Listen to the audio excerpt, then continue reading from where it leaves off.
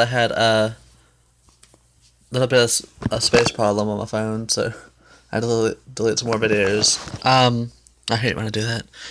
But anyway, she gets closer to her kid, and then Sean Penn still doesn't have custody of her daughter, which her daughter's going through, like, the foster parent thing, and then she's hating it, basically. And then, anyway, the foster mother is Laura Dern from Jurassic Park. She does a good job. But not to give anything away, or not too much away, because I've basically told you some of the main parts of the story, but I mean, it's still worth it to watch it if you haven't, because I heard a lot of people haven't watched that movie, I guess because it's not a big blockbuster movie, which I like the lower budget dramas, which that's not really a low budget movie, but you'd think it was considering it didn't get a lot of credit for what it was. But then my second favorite movie is Candy, which is a low budget movie, and it has Heath Ledger in it, the late Heath Ledger, and then it's basically about a drug addict, and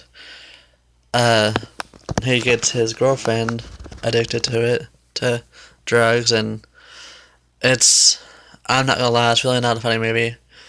It's not anything funny in any way. It's just a really deep, dark, depressive. It's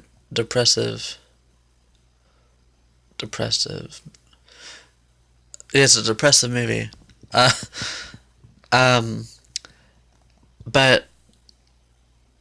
I don't know. I'm trying to think of to tell you about the story without giving anything away too much, because there's a lot of big major plots in it. They get on the drugs, and then they kind of steal stuff to try to get money for more drugs, and then she goes to prostitution, and Heath Ledger's kind of a dick in the movie. He just stands there and doesn't do anything. I don't know, he just lets it happen, I guess. Which I guess if you're on drugs, you'll do anything, but I don't know. It's just really shitty. But then Heath Ledger, Abby Cornish that's in the movie, she's really good. She plays Candy, and she's like, why don't you be a hooker yourself and, get us money so she won't have to hook all the time? And he's like, I can't do that, I wouldn't know what to do and all that stuff, which,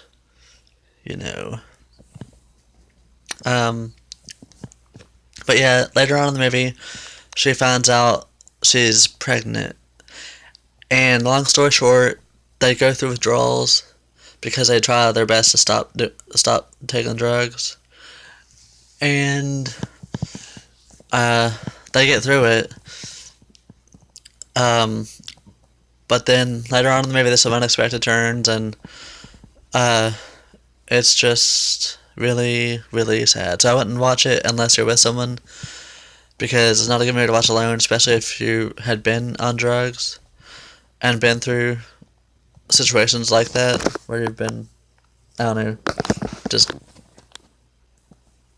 doing stuff like that. You know what I mean?